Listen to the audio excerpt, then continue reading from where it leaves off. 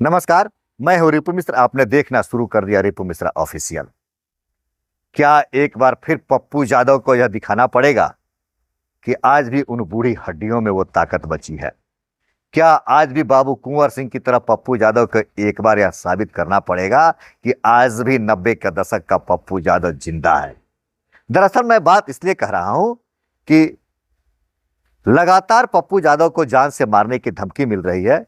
कभी पाकिस्तान से तो कभी मलेशिया से तो कभी भारत के ही किसी राज्य से। जब से बाबा सिद्दीकी की हत्या हुई और पप्पू यादव ने लॉरेंस बिश्नोई ग्रुप के विरोध में कुछ ट्वीट कर दिया, तभी से यह सिलसिला जारी है। पप्पू यादव को जान से मारने की धमकी दी जा रही है। लेकिन अब यहां तक हो गया कि कल शुक्रवार को पप्पू यादव को जो धमकी मिली वह 24 घंटे में पप्पू यादव को मार देने की बात कही गई है। उस मैसेज में, उस धमकी में स्पष्ट किया गया है कि हम 24 घंटे के अंदर आपको मार देंगे। हमारे लोग आपके पास पहुंच चुके हैं, हमारी पूरी तैयारी हो चुकी है। तो क्या शायद उनको यह पता नहीं है कि बिहार वह धरती है कि जहां के 80 वर्ष के बूढ़ों ने तलवार उठाई और अंग्रेजों के छक्के छुड़ाए हैं। बाबू कुंवर सिंह 1857 की क्रांति के समय 80 वर्ष की उम्र में तलवार उठाकर अंग्रेजों को जवाब दिया था। तो क्या पप्पू यादव को भी 90 का दशक का राजेश रंजन एक बार बनकर दिखाना पड़ेगा? क्या ब्रायन लारा की तरह पप्पू यादव को भी एक बार कहना पड़ेगा कि शायद लगता है एक बार फिर से खेलना पड़ेगा? जिस तरह से लगातार पप्पू यादव को जान से मारने की धमकी मिल रही है और वह अपनी सुरक्षा बढ़ाने की बात कह रहे हैं, लेकिन सुरक्षा की दृष्टि से सरकार उस तरह से उनके ऊपर ध्यान नहीं दे रही है। इसी बीच उनके किसी मित्र जो विदेश में रहते हैं, उन्होंने एक बुलेट प्रूफ गाड़ी पप्पू यादव को गिफ्ट में किया, लैंड क्रूजर, जिस पर किसी तरह के बम का असर नहीं पड़ता है, यहां तक कि रॉकेट लॉन्चर का भी असर नहीं पड़ता है। लेकिन जैसे ही उनके मित्र के द्वारा यह गाड़ी दी गई है, उसके बाद उनको धमकी मिली कि 24 दिसंबर को हम मार देंगे। लेकिन 24 दिसंबर तो अभी एक महीने के आसपास है। तब तक शुक्रवार को उनको धमकी मिली कि 24 घंटे के अंदर मार देंगे। क्या यह कोई राजनीतिक खेल तो नहीं हो रहा है पप्पू यादव के साथ? क्या वास्तव में पप्पू यादव के पीछे लॉरेंस बिश्नोई ग्रुप के लोग पड़ गए हैं, पप्पू यादव को मारना चाहते हैं, या पप्पू यादव किसी राजनीति के शिकार हो रहे हैं और पप्पू यादव के बढ़ते हुए राजनीतिक प्रभाव को देख करके उनके राजनीतिक कद को कम करने का प्रयास किया जा रहा है? हाल के चुनाव में हमने देखा झारखंड में, जहां एनडीए के तरफ से प्रधानमंत्री नरेंद्र मोदी और अमित शाह प्रचारक थे, वहीं इंडिया गठबंधन के तरफ से पप्पू यादव स्टार प्रचारक थे। और पप्पू यादव ने झारखंड में जिस तरह से चुनावी कैंपेन किया, जिस तरह से चुनाव प्रचार में अपनी भागीदारी निभाई, और वहां इंडिया गठबंधन की जीत भी हुई है। तो क्या पप्पू यादव का जो रूप बदला है, अभी जो उनका स्वरूप, उनका विचार, उनका व्यक्तित्व बदला है, मैं 90 के दशक की बात कर रहा हूं। राजेश रंजन उस पप्पू यादव जो 90 के दशक के पप्पू यादव थे, आज के समय में काफी बदले हुए पप्पू यादव है।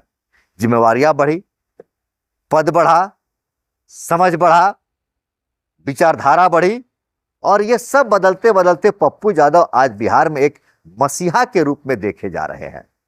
जहां समस्या के समय सरकार के लोग नहीं पहुंचते हैं, वहां पहले पप्पू यादव पहुंच जाते हैं।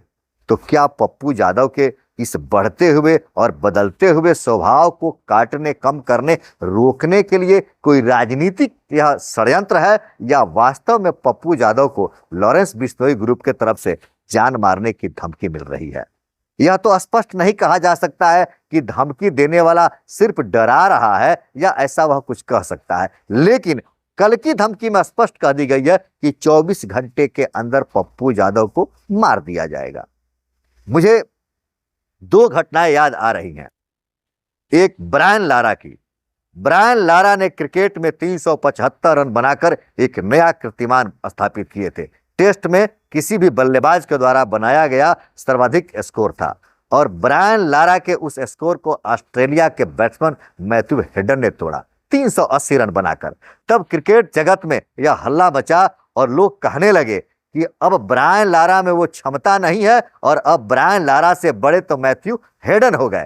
ठीक उसी समय बात करते हुए ब्रायन लारा ने कहा था कि लगता है फिर से एक बार खेलना पड़ेगा, और 1 वर्ष के अंतराल ही इंग्लैंड के विरुद्ध खेलते हुए ब्रायन लारा ने 400 रन की नाबाद पारी खेलकर यह साबित कर दिया कि लारा लारा है। 1857 के सिपाही विद्रोह के समय बिहार के बाबू कुंवर सिंह अंग्रेजों के खिलाफ लड़े। 80 वर्ष के बूढ़ा व्यक्ति तलवार उठाकर अंग्रेजों के छक्के छुड़ाए। तो क्या आज फिर से एक बार राजेश रंजन उर्फ पप्पू यादव को यह दिखाना पड़ेगा कि अभी भी पप्पू यादव के अंदर 90 का दशक का राजीव रंजन उर्फ पप्पू यादव जिंदा है? या इस बात पर सरकार ध्यान देगी और इस विवाद की जांच कराएगी, इस धमकियों की जांच कराएगी और वास्तविकता तो पता चले कि पप्पू यादव के साथ यह हो क्या रहा है? क्या भारतीय जनता पार्टी के किसी मंत्री छोड़िए, किसी सांसद छोड़िए, किसी विधायक को भी इस तरह की धमकी मिली होती तो क्या सरकार इस तरह से चुप रहती या सरकार उनकी सुरक्षा बढ़ाती और उन धमकियों पर ध्यान दे करके उस धमकी देने वालों के खिलाफ कुछ कार्रवाई करती? क्या सरकार ही तो नहीं चाह रही है कि पप्पू यादव को इस तरह से धमकियां मिलती रहे? क्या सरकार ही पप्पू यादव के विरोध में है? आपको क्या लगता है कि क्या पप्पू यादव को 24 घंटे के अंदर लॉरेंस बिश्नोई ग्रुप के लोग मार देंगे या पप्पू यादव बिहार का मसीहा, बिहार का लाल आज हमारे साथ रहेगा, हमारे बीच रहेगा? आपको क्या लगता है, क्या पप्पू यादव के साथ कोई राजनीति हो रही है या वास्तव में लॉरेंस बिश्नोई ग्रुप के लोग पप्पू यादव को धमकी दे रहे हैं या यह एक दोनों की अपनी अपनी पब्लिसिटी बनाने का जरिया मिल गया है, धमकी देना और उन धमकियों को सोशल मीडिया पर अपलोड करना और लोगों के बीच साझा करना? आप अपना विचार कमेंट करके जरूर बताएं। देखते रहे रिपु मिश्रा ऑफिशियल। धन्यवाद।